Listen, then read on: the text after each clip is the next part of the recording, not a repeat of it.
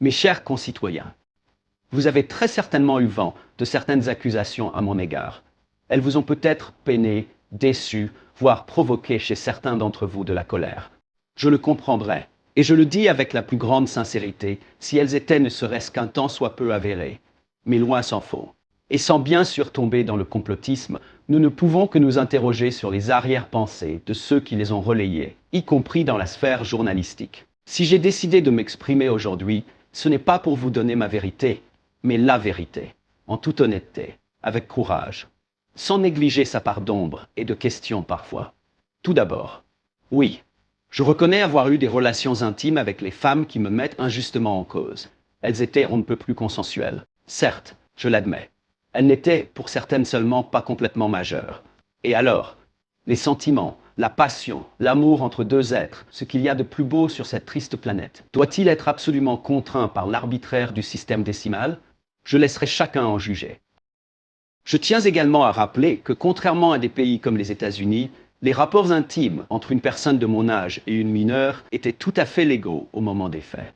Ce déballage obscène, voyeuriste de ma vie privée, l'affaire, comme certains veulent l'appeler, devrait donc logiquement s'arrêter là. J'ai cependant bien conscience d'être plus qu'une quelconque vedette du showbiz. Moi, Gérard Miller, l'humaniste, le philosophe, l'incarnation quintessentielle de la gauche, le féministe invétéré, le fanatique de l'inclusion. Moi, que des millions de Français observent comme un phare qui illumine de sa pensée les ténèbres de l'injustice, de l'ignorance, de l'égoïsme, et le devoir de montrer l'exemple plus qu'il n'en faut.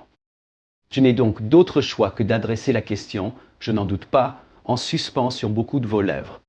Oui, Gérard, nous avons bien conscience que tu es innocent, mais est-il bien éthique qu'un homme d'âge mûr couche avec des adolescentes? Et quid de l'hypnose? Je comprends ces interrogations. Elles sont tout à fait légitimes pour des personnes n'ayant ni une connaissance suffisante de la psychanalyse, ni ma forte conscience politique. Sans rentrer dans des explications trop complexes, Mao, qui était comme chacun sait l'un des plus brillants esprits du XXe siècle, a cerné avec beaucoup d'à-propos, beaucoup de justesse, l'essence de la condition humaine lorsqu'il a dit, et je paraphrase sans son génie, que tout système se compose de deux pôles opposés, et que tout progrès social doit passer par l'analyse critique, jusqu'au boutiste, des tensions et des contradictions qui les animent. Cela s'applique par exemple au clivage entre les forces de progrès, dont je ne suis qu'un humble représentant, et les forces réactionnaires. Mais aussi, et c'est là où je me permets d'apporter ma modeste pierre, dans les relations interpersonnelles. Dans notre cas présent, on peut identifier, il va de soi, la dualité homme-femme, déjà souvent source de multiples malentendus, mais je crois surtout une dynamique entre d'un côté l'érudition, la maturité, le charisme, la virilité, et de l'autre l'admiration, l'impulsion d'explorer, de transgresser, toute propre à l'adolescence, celle également de plaire, pour nourrir l'estime de soi, et celle de séduire, qui ne va jamais, on le sait, sans une part de manipulation. Pour être tout à fait clair, j'étais parfaitement conscient du fait qu'avoir des rapports avec des presque femmes, somme toute assez jeunes, nous enfermerait malgré nous dans des dilemmes moraux aux contours mal définis. Mais il était nécessaire que j'aille jusqu'au bout, que je me sacrifie pour comprendre les raisons de cette attirance interdite dont j'étais l'objet. Ceci explique l'obligation pour moi d'avoir eu recours à l'hypnose, une technique éprouvée qui fait beaucoup de bien lorsqu'elle est entre les mains d'un expert. C'est également la seule permettant, d'où sa nature thérapeutique inégalée, de mettre le psyché de la patiente à nu sans résistance de sa part, et de pénétrer au plus profond les causes des maux inconscients à la source de ces troubles émotionnels. Et j'étais irréprochable dans mon approche? Non. Et je suis le premier à le reconnaître. Je me suis laissé naïvement entraîner par l'innocence de l'ère du temps, bien avant l'électrochoc collectif si salutaire du mouvement MeToo, comme bon nombre de mes amis de la culture, à qui l'on n'a jamais cherché de pouls, soit dit en passant. Mais je me suis surtout montré trop généreux de moi-même. Avec le recul, je me rends parfaitement compte que j'aurais dû me refuser à mes jeunes amantes et tenter de les assister différemment dans leur processus introspectif. Ce n'est pas facile, surtout pour quelqu'un comme moi. Car dire non à l'autre, c'est affirmer sa négation. C'est rejeter sa pluralité, son humanité. Peut-être aurais-je pu trouver en moi les ressources pour briser le cœur de l'une d'elles, voire deux. Mais 10, 20, 30, non. Ce n'est absolument pas réaliste. Je me permets par là même de répondre au procès le plus immonde qui m'est intenté, celui qui a l'audace de me qualifier d'hypocrite parce que j'ai vertement condamné Gérard Darmanin lorsqu'il était lui-même suspecté de dérapage. Oui, comme je l'ai dit publiquement à maintes reprises et avec la plus grande fermeté, il faut, entre guillemets, croire les femmes qui se disent victimes d'abus, de tout type d'ailleurs, toutes les femmes, sans exception, y compris celles qui m'accusent.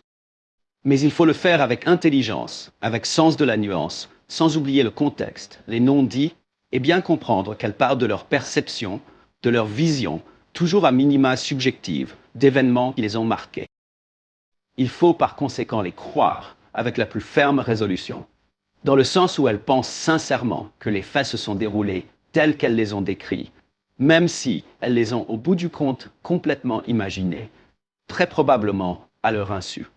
C'est un phénomène bien connu en psychologie. Je laisserai ceux que ça intéresse googler effet Mandela. Quoi qu'il en soit, malgré toute la douleur que j'ai pu ressentir sous le poids de la calomnie, même si elle n'était pas intentionnelle, je demanderai que celles qui ont porté ces accusations contre moi soient traitées avec la plus grande bienveillance.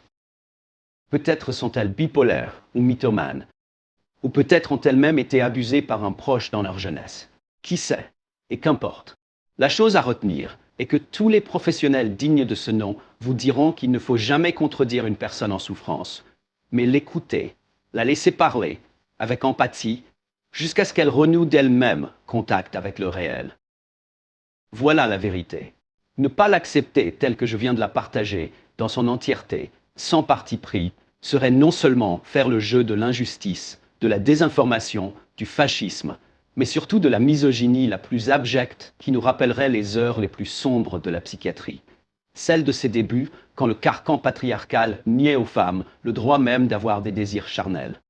À cette époque d'un autre âge, ces pauvres femmes auraient à coup sûr été traitées d'hystériques et soignées par des douches froides. Je conclurai en rappelant que de tout temps, les sociétés ont connu des figures qui ont défié l'ordre établi. On pourrait remonter, si l'on voulait, aussi loin qu'à Jésus. Pas le Jésus pacifiant des chrétiens, bien sûr. Non, l'historique, le visionnaire, là à la fois compassionné envers les plus faibles et pourfendeur des marchands du temple proto-capitaliste. Bien sûr, loin de moi l'idée de le comparer à moi, puisqu'il n'a pas eu la chance de nourrir sa réflexion des philosophies des Lumières, ni de celle de notre illustre grand timonier. Mais si moi aussi, je dois finir crucifié sur la place publique pour l'humanisme de mes convictions, alors moi aussi, j'accepterai mon sort avec stoïcisme, sans rancœur aucune, envers mes bourreaux et les foules assoiffées de sang, car eux non plus ne savent pas ce qu'ils font. Je m'éteindrai alors l'esprit en paix, confiant que la postérité me rendra justice. Merci.